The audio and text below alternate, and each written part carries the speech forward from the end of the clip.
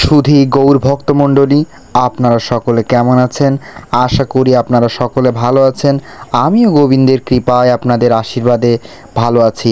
তো বেতাগা ইউনিয়ন সার্বজনীন শ্রী শ্রী গোবিন্দ মন্দিরে 3 দিন ব্যাপী মহানামযজ্ঞের অনুষ্ঠান হয়, আপনারা সকলে জানেন।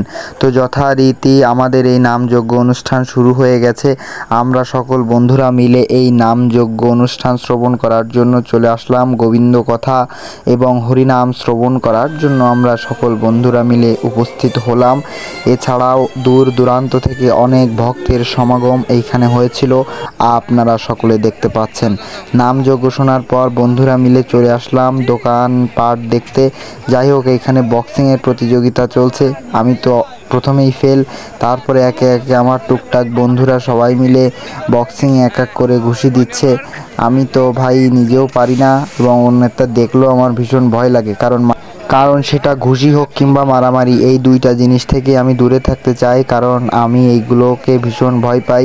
যাই হোক, আমরা সকল বন্ধুরা মিলে অনেকক্ষণ এইখানে ছিলাম এবং অনেক আনন্দ উপভোগ করলাম সকলে মিলে। অনেক বন্ধুরা বাইরের থেকেও আসছিল, তাদের সাথেও দেখা হয়ে গেল। খুবই মজা করলাম আমরা সকল বন্ধুরা মিলে। যাই হোক, তারপর আমরা নৌকায় উঠলাম, অনেক মজা হলো। যদিও প্রথম একটু ভয় লাগছিল, তারপরেও আমরা ঈশ্বরের কৃপায় ভয়কে জয় করে নৌকায় উঠলাম।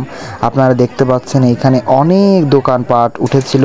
তো এই জিনিসটা কি আমরা বুঝতে পারলাম না, আপনারা যদি কেউ জেনে থাকেন একটু কমেন্ট করে জানাবেন। হরে কৃষ্ণ। যাই হোক, তারপর আমরা সকল বন্ধুরা মিলে এক জায়গায় হলাম এবং সকলে মিলে একটা সিদ্ধান্ত গ্রহণ করলাম। যদিও আমার এক বন্ধু আসতে একটু লেট করে ফেলেছে এবং তার মাথা অত্যন্ত গরম থাকে সবসময়, যদিও আপনারা তাকে সবাই চেনেন এবং তার 2টা ইউটিউব চ্যানেল আছে, সৌরভ দাস ফ্রেন্ড সার্কেল এবং এসবি ফান। আপনারা সকলে চ্যানেলটা একটু সাবস্ক্রাইব করে দিবেন। এবং এই যে দেখতে পাচ্ছেন নামযজ্ঞের মাঠের অবস্থাটা আপনারা একটু দেখুন। নামযজ্ঞর মধ্যে ওইখানে তো লোক রয়েছে এবং মাঠেও এই পরিমাণ লোক। যাই হোক, আমরা সকল বন্ধুরা মিলে সিদ্ধান্ত নিলাম যে আমরা সকলে মিলে কুলফি খাবো। তারপর একে একে এক একজন প্রশ্ন করতে লাগলো। যাই হোক, প্রশ্ন উত্তরের পালা চলছে, আপনারাও একটু শুনুন কে কি বলে। যাই হোক, এ তো কী বলছে আমিও কিছু বুঝলাম না। এবং আমাদের মধ্যে সব থেকে জ্ঞানী ব্যক্তি, আমাদের সবার প্রিয় বিজ্ঞানী ভাই, সে কি বলে একটু শুনুন। তোমরা যে বলছো যে সামনের বছর 10 টাকা বাড়বে, এবছর 3 টাকা বেড়েছে। গত বছর কত টাকা বেড়েছিল? 2 টাকা। 2 টাকার সাথে কত টাকা যোগ হলো? 1 টাকা যোগ হয়ে 3 টাকা হয়েছে।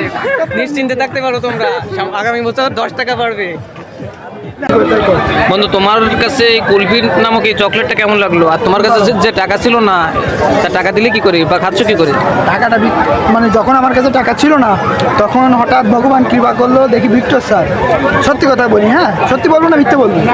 মিথ্যা আগে বলো তারপর সত্য। আচ্ছা না, আগে সত্যি বলি তারপর মিথ্যা। তখন মনে বললো যে দেখি স্যারের প্রণাম করলে কিছু মাল করি দেবে না। যাই হোক, যখনই ভিক্টর স্যারের প্রণাম করলাম দেখি যে 100 টাকা দেবে, সেই টাকার বিল দিচ্ছি। এগুলো হলো ভগবানের কৃপা। আর এটা কোনটা? এটা এটা এটা এটা তোমার। যাই হোক, আমরা সকল বন্ধুরা মিলে কুলফি খাওয়ার সিদ্ধান্ত নিলাম এবং সকলে মিলে খুব ভালো করে কুলফি খেলাম। যদিও কুলফিটায় অতটা ভালো স্বাদ ছিল না, একটু কেমন জানি লাগলো। যাই হোক, তারপরেও আমরা সকল বন্ধুরা মিলে মজা করে খেলাম। মজা করে সকল বন্ধুরা মিলে যে কোনো জিনিস খাই না কেন, মজাই আলাদা, এইটা আপনারা সকলেই জানেন। আপনাদের কার কার আমার মতো এত ভালো বন্ধু আছে, আপনারা একটু কমেন্ট করে জানাবেন। হরে কৃষ্ণ। যাই হোক, আমার এক বন্ধু, সেই যে বিজ্ঞানীর কথা বলেছিলাম, তার ছবি তুলতেই হবে, তার ভিডিও আপলোড করতেই হবে, এই কারণে আমাদের সবাইকে লাইনে দাঁড় করালো। যদিও সে জ্ঞানী মানুষ, তার কথা তো না শুনলে আমাদের সবার খবর আছে। বিজ্ঞানীর নির্দেশে আমরা সকলে হাত পরিষ্কার করলাম, কারণ তার মতে হাতে থাকে জীবাণু, তাই সে সকলকে স্যানিটাইজার দিয়ে হাতটা পরিষ্কার করিয়ে দিল। যাই হোক, আপনারা দেখতে পাচ্ছেন যে এইখানে একটা দোকান বসেছে, সেখানে সবাই ট্যাটু করাচ্ছে।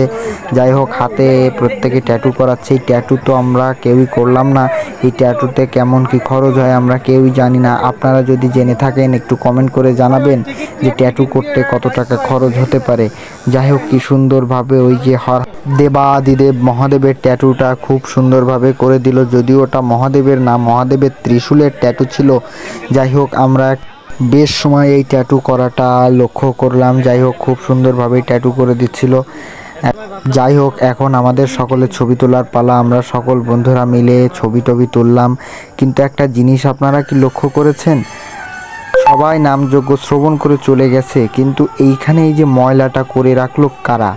কারা এইরকম হরিনাম শ্রবণ করতে এসে এরকম আসরিক ব্যবহার করলো? বাদাম, তারপরে পাঁপড়, এই সমস্ত খেয়ে এই যে এখানে নোংরা করেছে, ভগবান এতে খুশি হয় না, ভগবান এতে রুষ্ট হয়। তাই আমাদের উচিত মন্দির প্রাঙ্গণ সবসময় পরিষ্কার রাখা।